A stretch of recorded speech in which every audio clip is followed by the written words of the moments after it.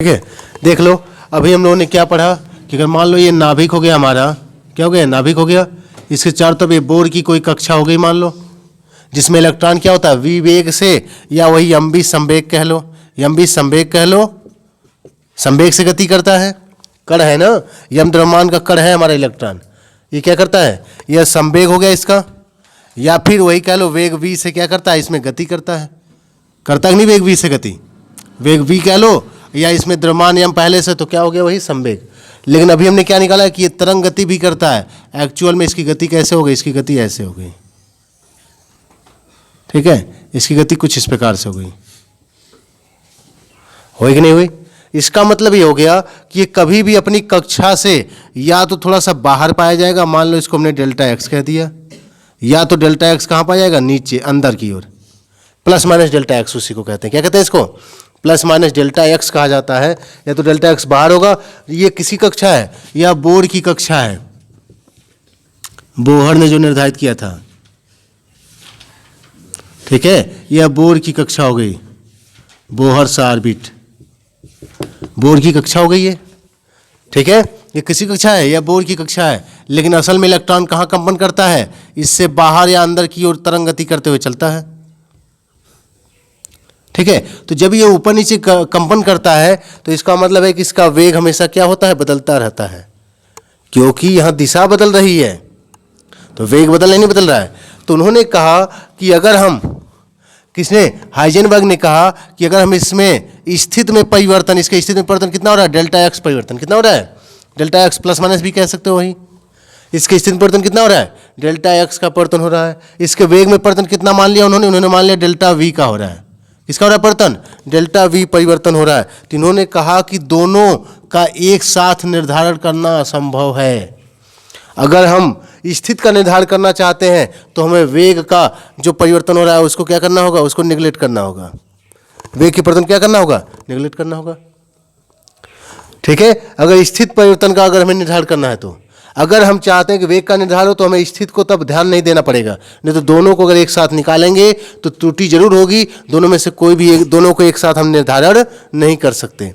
यानी हमारा ये जो कण है, सूक्ष्म कण, अति सूक्ष्म कण या वह इलेक्ट्रॉन जो है वह कहाँ पर है, उसकी स्थिति और वेग का परिवर्तन दोनों का एक साथ निर्धारण करना क्या है, असंभव है।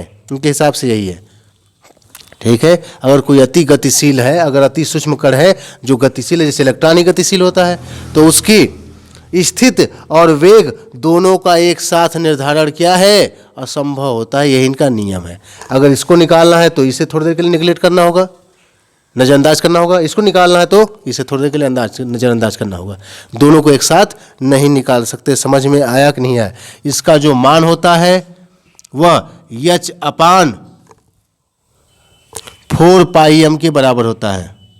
4 पाई एम के या तो बराबर होगा या तो उससे क्या होता है, अधिक होता है। इन दोनों का गुणनफल 4 एच अपान 4 पाई एम के बराबर होगा या तो उससे अधिक होगा। यही एम को यहाँ भेज दो तो डेल्टा एक्स गुणे एम को यहाँ भेज देंगे तो एम इंटू डेल्टा वी हो जाएगा। इसे डेल्टा पी भी लिख सकते हैं, नहीं लिख सकते हैं, डेल्टा पी भी लिख सकते हैं। यम को यहाँ भेज देंगे, यम गुणे क्या हो गया, वेग में परिवर्तन। हम जानते हैं कि पी बराबर क्या होता है, एम भी होता है, तो डेल्टा पी बराबर क्या होगा, द्रव्यमान तो यहाँ बदल नहीं रहा है, डेल्टा वी होगा, होगा कि नहीं होगा।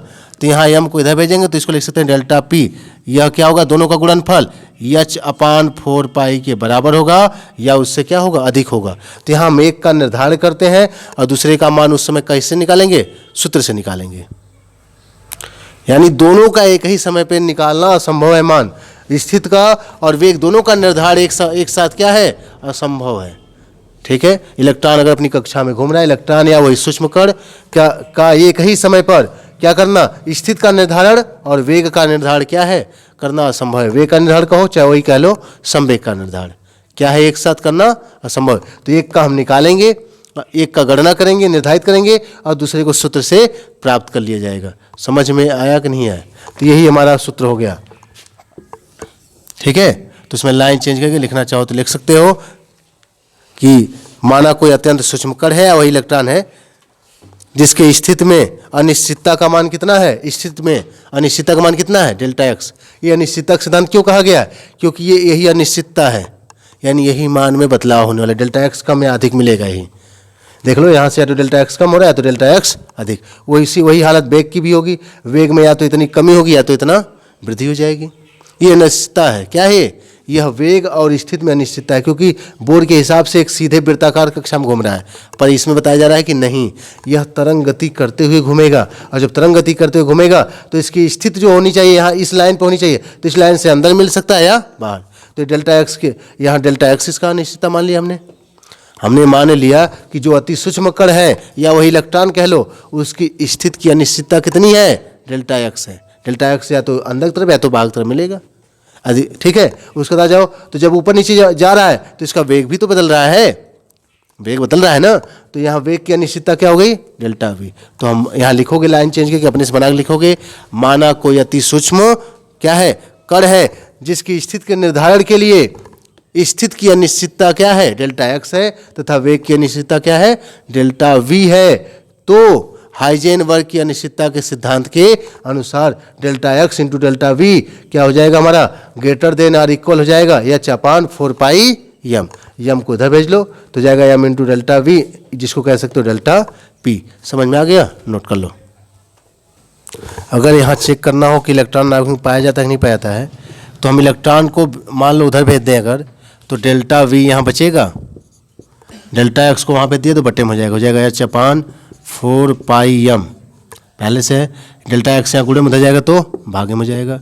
चलो हमने मान लिया कि इलेक्ट्रॉन इसमें नाभिक में है, तो अगर नाभिक में हो गया तो एच का मान हम वही रखेंगे, 6 पॉइंट कितना होता है, 6.6 होता है लगभग, 10⁻³ ये क्या होता है 4 पाई, पाई का मान कितना होता है 3.14। ठीक है, ये एम का मान 9.1 × 10⁻⁻31 kg होता है। और डेल्टा एक्स हमने मान लिया कि हमारा नाभिक में पाया जा रहा है, तो नाभिक का जो व्यास जो होता है वो रेंज होती है 10⁻⁻15। ठीक है, अगर इसको रखते हैं तो इलेक्ट्रॉन का वेग आता है हमारा लगभग 5 दशमलव करके, और 10 की पावर आता है 10 मीटर प्रति सेकेंड। बताओ यह जो चाल है प्रकाश की चाल से अधिक है कि नहीं है। देख लो प्रकाश की चाल कितनी होती है, 3 × 10⁸ मीटर प्रति सेकंड। देखो उससे अधिक है कि नहीं है।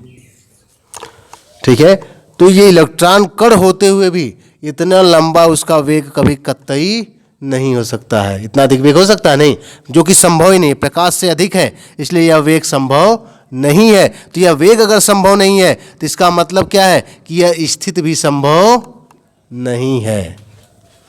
बात ना रही, क्योंकि अगर इलेक्ट्रॉन अगर नाभिक में चला गया तो इसका मतलब है कि उसका वेग प्रकाश से अधिक हो जाएगा, जो कि संभव नहीं। प्रकाश से अधिक चाल किसी की नहीं होती है। बात ना रही, ये शक्तिमान सीरियल नहीं जिसमें कहेगा कि हम प्रकाश की चाल के 3 गुना चाल से चल सकते हैं। बात ना रही है। तो यहाँ समस्या ये है कि ये कभी न तो ये चाल पाई जाएगी, जब ये चाल ही नहीं होगी तो इसका मतलब इस चाल नहीं पाई जाएगी तो यह स्थिति भी पाई नहीं जाएगी। तो इसलिए कभी भी इलेक्ट्रॉन नाभिक में पाया नहीं जा सकता। ठीक है।